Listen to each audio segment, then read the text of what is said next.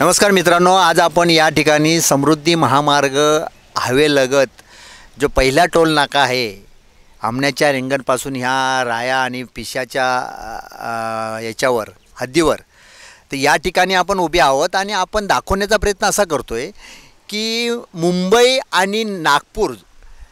हा क्षेत्र जोडण्याचा प्रयत्न सरकारने केला आणि या समृद्धी महामार्गाला हजारो एकर जमीन या ठिकाणी जोडली गेली, समृद्धीला दिली गेली आणि ही जी समृद्धी आहे ही आमच्या ग्रामीण भागातून या ठिकाणी गेलेली आहे। तसं जर आता पण जर पाहिला तर हा जो ग्रामीण भाग आहे या ठिकाणी माझंसुद्धा या समृद्धी महामार्ग आमण्या गावाला जे रिंगण आहे त्या रिंगणाला लागून आमची स्वतःची मालकीची जमीन आहे, आमचं गाव आहे आणि आमच्या गावामध्ये 3000 लोकसंख्या असलेलं गाव एक गाव आहे। इतशा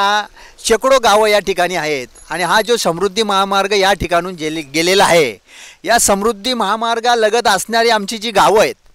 जर आपण जर पाहिला तर या गावांची फक्त शेती घेतली, परंतु या ठिकाणी शेतकऱ्याला स्वावलंबी करण्यासाठी जे प्रकल्प पाहिजेत होते, त्यांना नोकरी पाहिजेत होती, त्यांना तुटपुंजी जी रक्कम दिली आणि एकरी तुटपुंजी रक्कम देऊन या ज्या जमिनी घेतल्या, परंतु आता आपण पाहतोय तर समृद्धी महामार्गापासून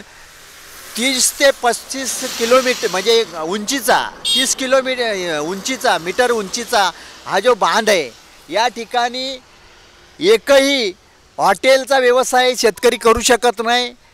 कोणताही या ठिकाणी व्यवसाय शेतकऱ्याला करण्याची मुभा या ठिकाणी ठेवलेली नाही आणि असा हा समृद्धी महामार्ग आमच्या ग्रामीण शेतकऱ्यांच्या मुलावर ठेपलेला आहे। याच्यातून सरकार कमाई करतो, ज्यांनी बनवला त्यांनी माती खाल्ली, मातीची रॉयल्टी माफ करून शेनी आणि या ठिकाणी पैसा कमवला, परंतु आमच्या स्थानिक शेतकऱ्यांना या ठिकाणी कुठेही हॉटेल टाकण्यासाठी जागा नाही, एखादी वाहन या ठिकाणी आमची तर चढू शकत नाही, ठीक आहे, परंतु शेतकऱ्याला या ठिकाणी टायरचं दुकान टाकता येत नाही, एखादा धाबा टाकता येत नाही, हॉटेल टाकता येत नाही, अशी सरकारने या ठिकाणी या शेतकऱ्यांची फसवणूक केलेली आहे। आणि ग्रामीण भागातून आमच्याकडनं रस्ता जात असताना ग्रामीण भागातील आमच्या शेतकऱ्यांना काय दिलं तर शेतकऱ्यांना ज्या ज्या ठिकाणी तुम्हाला या ठिकाणी रेल्वे न्यायचे तर रेल्वेचं स्टेशन कुठे तर म्हणले शहापूरला, रेल्वेचं स्टेशन कुठे शिर्डीला, मग आमच्या या शेतकऱ्यांनी जागा जमिनी दिल्या, त्यांच्यासाठी काय सरकार करतं आहे आणि आमचे या ठिकाणी आमच्या नेत्यांना मंत्र्यांना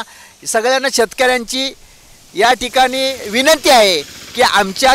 ज्यांच्या जमिनी गेल्यात त्यांच्या घरातला एक मुलगा तरी तुम्ही या ठिकाणी नोकरीला घ्यायला पाहिजे। तुमच्या या समृद्धी महामार्ग ज्यांनी जो तयार करतोय त्यांच्याकडे हजारो जागा जी आहेत त्या रिक्त आहेत, त्या ठिकाणी आमच्या इथली शिकलेली जी मुलं आहेत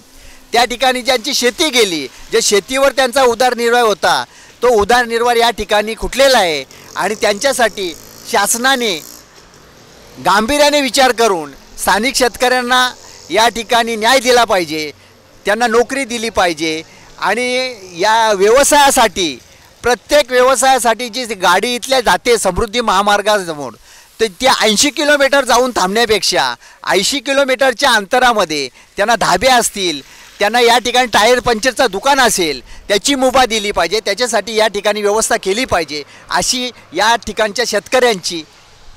सरकारला, केंद्र सरकारला आणि राज्य सरकारला विनंती आहे। केवळ या ठिकाणी टोल नाका चालवायला भेटला किंवा या ठिकाणी रस्ते भेटले, माती टाकायला भेटली, खडी टाकायला घेतली म्हणून त्यांचे पोट भरले, परंतु 90% लोकांचं काय, 90% लोक शेतकरी ज्यांनी जमिनी दिल्यात त्यांच्या उदरनिर्वाहाचं साधन काय आणि याकडं आजपर्यंत कोणीही पाहिलेलं नाही। ज्यांनी पाहिलं आहे त्यांनी त्या ठिकाणी राजकारणाचा स्वार्थ साधलेला आहे आणि आपला ठेकेदारी साधलेली आहे, परंतु ज्यांच्या गरिबांच्या जमिनी घेतल्या त्या गरिबीच्या जमिनी ज्यांच्या घेतल्या त्यांना टायरचं दुकान टाकण्यासाठी, पंक्चर काढण्यासाठी दुकान जो असतो तो टाकण्याची जर मुभा दिली असती, त्यांच्यासाठी जर अशी लेवल जर केली असती तरीसुद्धा या ठिकाणी त्यांना दुवा मिळाली असती। असा हा समृद्धी महामार्ग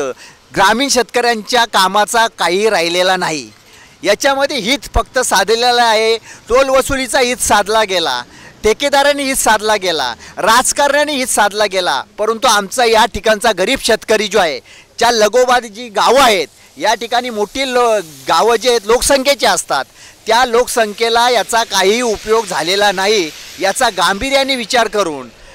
30 किलोमीटर 10 किलोमीटर अंतरावर 20 किलोमीटर अंतरावर हॉटेल धाबे टायरचे पंक्चर दुकान टाकण्याची मुभा स्थानिक शेतकऱ्यांना मिळावी, अशी या ठिकाणची शेतकऱ्यांची कळकळीची विनंती आहे.